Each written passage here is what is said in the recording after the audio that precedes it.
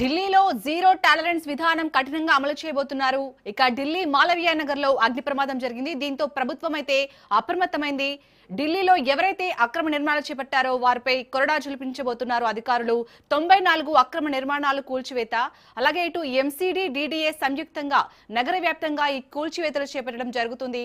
ఒకవేళ ఆర్కిటెక్టులు దోషులుగా తేలితే మాత్రం బ్లాక్ లిస్ట్ లో పెట్టే అవకాశం ఉన్నట్టుగా తెలుస్తుంది.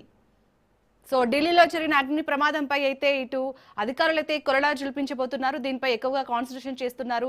సో ఎవరైతే అక్రమ నిర్మాణాలు కట్టారో వారిపై అయితే ఇప్పుడు చర్యలు తీసుకోబోతున్నారు అధికారులు. మనం చూడొచ్చు, ఢిల్లీ మాలవీయ నగర్ లో అయితే అగ్ని ప్రమాదం జరిగింది. దీంతో ప్రభుత్వం అప్రమత్తమైంది.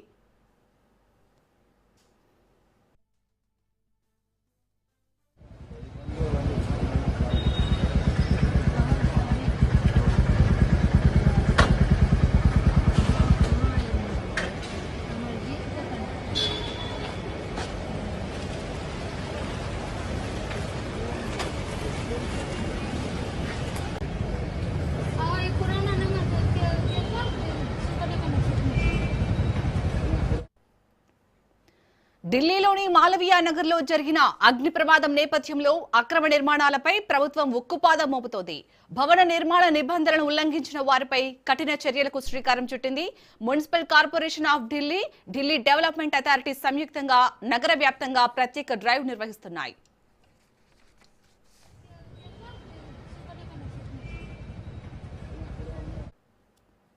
ఈ చర్యలో భాగంగా ఇప్పటి వరకు 94 అక్రమ నిర్మాణాలను అధికారులు కూల్చివేశారు. అలాగే నిబంధనలకు విరుద్ధంగా నిర్మించిన 114 ఆస్తులను సీల్ చేశారు. భవన అనుమతుల విషయంలో నిర్లక్ష్యం లేదా అక్రమాలకు సహకారం చేసిన ఆర్కిటెక్టులపై కూడా ప్రభుత్వం దృష్టి సారించింది. దర్యాప్తులో దోషులుగా తేలితే వారిని బ్లాక్ లిస్ట్ లో చేర్చనున్నట్లు హెచ్చరించింది.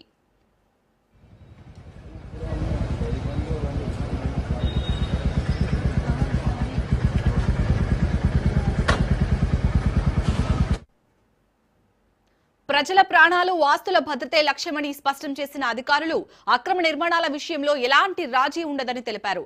ఢిల్లీలో జీరో టాలరెన్స్ విధానాన్ని కఠినంగా అమలు చేస్తూ నగరాన్ని సురక్షితంగా మార్చేందుకు చర్యలు కొనసాగుతున్నాయని వెల్లడించారు.